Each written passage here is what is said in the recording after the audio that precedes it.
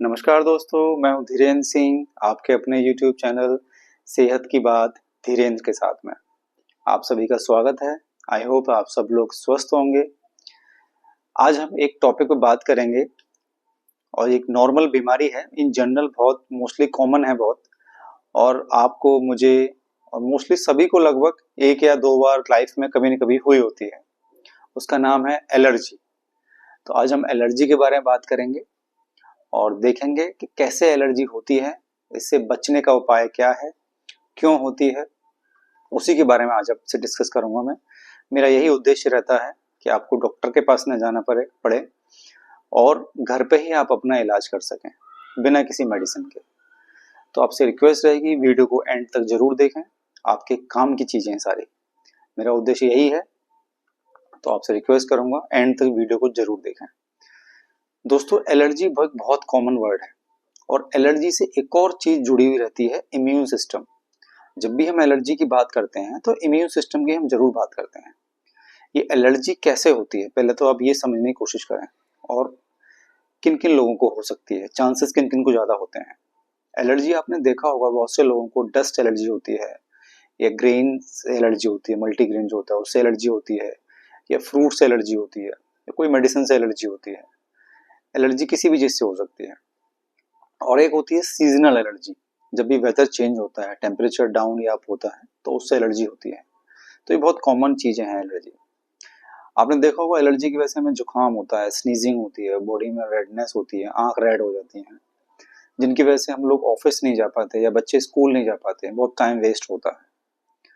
और उसका फिर जब भी हम इलाज के रूप में अगर जाने हैं तो मेडिसिन में एंटी एलर्जिक्स आते हैं, एंटी हिस्टामिन भी बोलते हैं उनको। तो उनसे क्या है ना, बहुत नींद आती है बहुत। जब भी आप खाओगे कोई एंटी एलर्जिक तो बहुत ही आपको सडेशन रहता है, पूरे टाइम आपका नींद जैसी आती रहती है। तो वो उसका परमानेंट इलाज नहीं है, वो थोड़े टाइम तक आपको रिलीफ दे सकता है, सिम्टोमेटिक रिलीफ, लेकिन प्रॉपर इलाज नहीं है। तो कोशिश करेंगे हम उसका इलाज भी बताने की आज।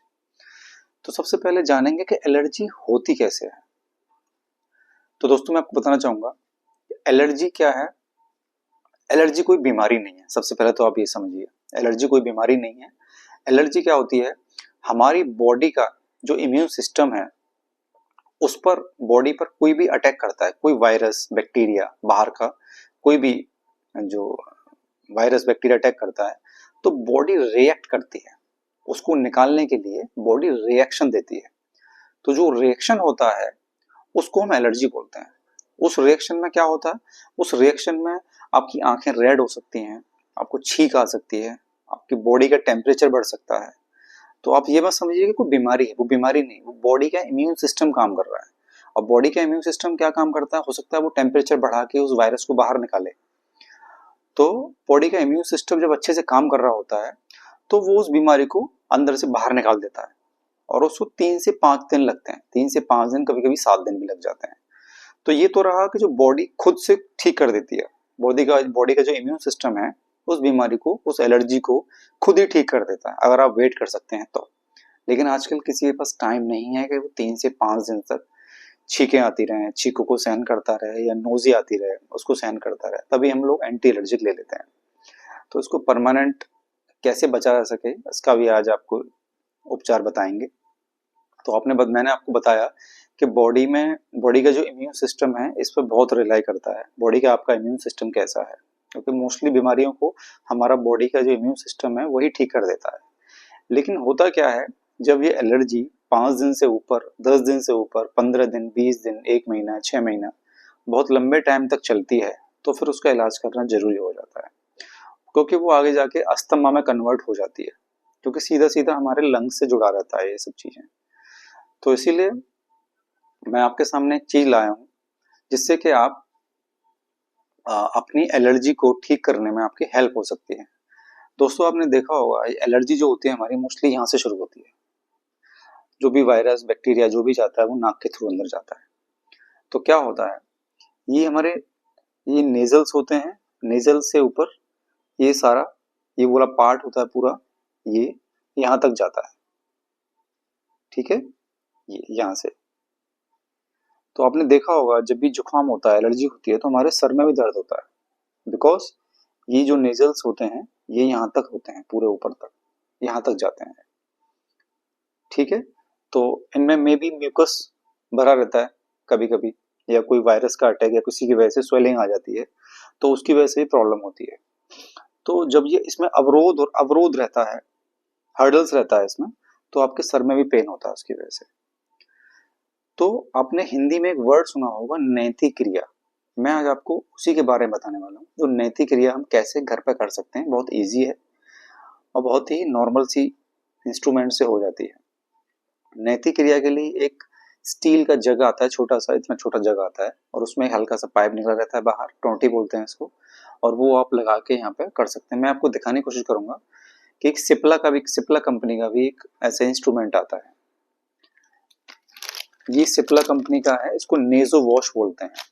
ये इंस्ट्रूमेंट आता है इसमें, इसी से हम नैतिक क्रिया कर सकते हैं घर पे।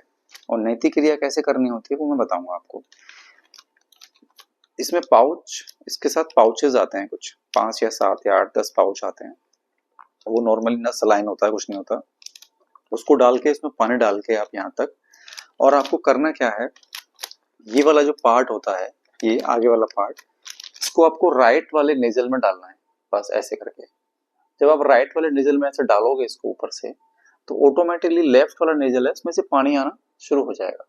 बिकॉज ये पूरा पाथ वे होता है इधर, ऐसे करके ये पूरा ऐसे करके आ रहा होता है, यहाँ से ये पानी निकल जाएगा यहाँ से। जब भी आप ये कर रहे हो, नैतिक क्रिया कर रहे हो, तो आपको सांस नहीं लेनी है, आपको ब्रीथ नहीं करना है। आपको ब्रीथ करोगे तो पानी हो सकता है मे भी अंदर चला जाए, बिकॉज आप ऐसे डालोगे तो सीधा पानी इधर से जाके घूमता हुआ पूरा यहाँ से आ जाएगा। जिससे क्या होगा, ये पूरे नेजल्स जो आपके, साइनस की प्रॉब्लम भी यहीं से शुरू होती है, जो साइनस है पूरा, ये क्लियर हो जाएगा। जब ये पूरा पार्ट क्लियर रहेगा, इसमें अंदर म्यूकस नहीं होगा, कोई स्वेलिंग नहीं होगी, तो आप समझो आपकी एलर्जी वहीं खत्म हो जाएगी। तो ये पार्ट है, ये भी ले सकते हो आप, सिप्ला कंपनी का आता है, नेजो वॉश के नाम से। और नॉर्मली एक स्टील का जग भी आता है, उसमें ऐसे ही एक ऐसे करके निकला रहता है, उसको आप यहाँ डाल के। इसके बाद एक महत्वपूर्ण काम रह जाता है, जब भी आप ये नैतिक क्रिया करें, उसके बाद एक चीज आपको जरूर करनी है। आजकल आपको योगा के बारे में पता होगा, योगा करते हो आप सब लोग। योगा में एक योग होता है जिसको बोलते हैं अनुलोम विलोम। ये वाला आपको सबको पता होगा, नोज वाला जो है। इसके जस्ट बाद वो अनुलोम विलोम करना है आपको 5 से 7 मिनट तक। वो बहुत इफेक्टिव होता है दोस्तों, ये मेरा खुद का अपनाया हुआ है, तो आप जरूर करें इसको। नैतिक क्रिया बोलते हैं इसको, डेली करें आप इसको। हफ्ते 10 दिन, 15 दिन, 20 दिन, 1 महीने कंटिन्यूस कर सकते हैं आप इसको। उससे क्या होगा, जब आपके ये नेजल्स जो हैं ये क्लियर रहेंगे, तो अंदर कोई प्रॉब्लम नहीं होगी आपको। जो आपको स्नीजिंग होती है या रनिंग नोज होती है, वो प्रॉब्लम खत्म हो जाएगी आपकी। तो ये पार्ट हो गया आपका। बाकी आप खाने पीने में क्या ले सकते हैं, खाने पीने में आप खट्टी चीजें खाएं, आंवला खाएं। आंवला बहुत फायदा करता है, आंवला हमारा इम्यून सिस्टम को बढ़ाता है। क्योंकि हमें 2 चीजें करनी है, एक तो नेजल्स क्लियर रखने हैं और अपना इम्यून सिस्टम भी हमें बढ़ाना है।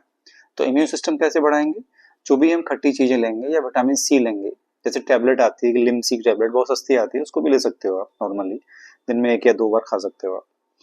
तो जितना इम्यून सिस्टम हमारा बढ़िया रहेगा, उतना ही हम ये एलर्जी से और जुकाम से बच सकते हैं। क्योंकि इसका कोई परमानेंट वैसा इलाज नहीं है, आप अपना इम्यून सिस्टम बढ़ा के ही इसको कर सकते हो। तो मेरी आपसे रिक्वेस्ट रहेगी, ये वाली प्रक्रिया घर पे आप करें रेगुलरली, तो आपकी एलर्जी खत्म हो जाएगी इससे। दूसरी चीज, जैसे मैंने आपको बताया खाने पीने में क्या खाना पीना है, जो भी खट्टी चीज खाओगे, विटामिन सी वाली खाओगे, उससे आपका इम्यून सिस्टम बढ़ा रहेगा। सेम थिंग ये बच्चों में भी होती है, बच्चों में भी आप करा सकते हैं। 5 साल से ऊपर के बच्चे को इजीली, वो इतना बड़ा बच्चा होता है, कर सकता है घर पे जाके इसको। बच्चों को भी आप इम्यून सिस्टम के लिए खट्टी चीजें, विटामिन सी की टैबलेट्स या विटामिन सी का सिरप आता है, या आंवला कैंडी आती है। आयुर्वेदिक में आजकल बहुत सारी चीजें आ गई हैं, तो वो भी आप ले सकते हो। अश्वगंधा की टैबलेट आती है, अश्वगंधा इम्यूनिटी के लिए बहुत अच्छा रहता है, अश्वगंधा आप ले सकते हो। तो ये कुछ घरेलू उपाय मैंने आपको बताए हैं कि आप एलर्जी से इनसे बच सकते हो। तो मेरा उद्देश्य दोस्तों यही रहता है कि आप घर पे ही अपनी बीमारियों का इलाज कर सकें, डॉक्टर के पास ना जाना पड़े।